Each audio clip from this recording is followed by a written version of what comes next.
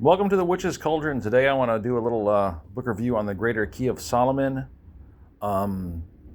This dates back to the 15th and 17th century. The first edition was in 1914 by Samuel L. Mathers. We all know who that is. But this is basically the Pentacles of Solomon. This is planetary. These are planetary pentacles. So you have to deal with days and times and specific colors and metals for this. And then again, you don't have to. It's a grimoire. So I've used one of these out of here. I've used this one here, which is the third pentacle of Jupiter. And this one is basically to guard yourself against all evil, otherworldly or man-made, and it does work. So since this one does work and I have used it, I'm going to claim that all of these do work. That's my claim. I haven't used all of these. I've only used this one here. And originally this one is, it's to be, all this lettering and stuff is to be done in the color blue, and it's actually to be done in the metal tin. I didn't do it in tin. I did it on paper in blue, and it still worked.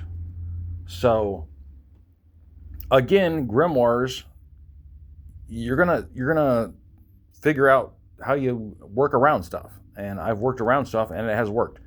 So I'm going to say they all do work.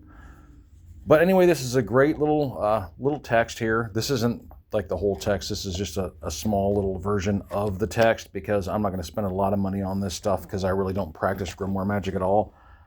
But it's really cool if you want to get into it. It's very interesting. And King Solomon, of course, you know, King Solomon was in the Bible. Historically, we don't know if King Solomon ever existed, so there's that.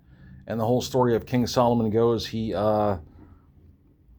summoned 72 demons to build the first temple in Jerusalem. That's in the Ars Goetia, which is a part of this too. It's the lesser key of Solomon. This is the greater key of Solomon. So they go together hand in hand. It's a grimoire. I have the Ars Goetia too. I'll do a little review on that eventually. But it's a really good text. It's really informative. It gets into planetary magic, because this is planetary magic. So you're working with planets and the different pentacles and or seals for the planets. So there's a whole table in here, as we can see. This is the table of the planetary hours. This is in here. All this stuff where you can do this stuff is in here. Magical names of the hours, you know. And again, this is Solomonic magic, so this is going to be, it's going to be religious. And your seals are going to be in Hebrew. So if you don't understand Hebrew, you can get into Hebrew if you want to. I'm not a Hebrew scholar at all. I do not know Hebrew. But as long as you're doing this exactly how it's supposed to be done, it works. So I would say they're all going to work. And this all goes back to the Archangel Michael, who gave King Solomon a ring to do all this magical practice, which is fascinating because this is biblical. And we all know how Christians love to demonize witchcraft, but it's all here, and this goes back to King Solomon. So, and if it's angelic witchcraft or demonic witchcraft, it's still witchcraft. So yeah, I don't understand why they demonize witchcraft to the extent they do when apparently this book right here, I mean, it's King Solomon. He's in the Bible. First temple in Jerusalem. I mean, come on, dude. Let's chill out with the whole demonizing witchcraft because it's right here in your history. So that's my 2 cents on the Greater Key of Solomon.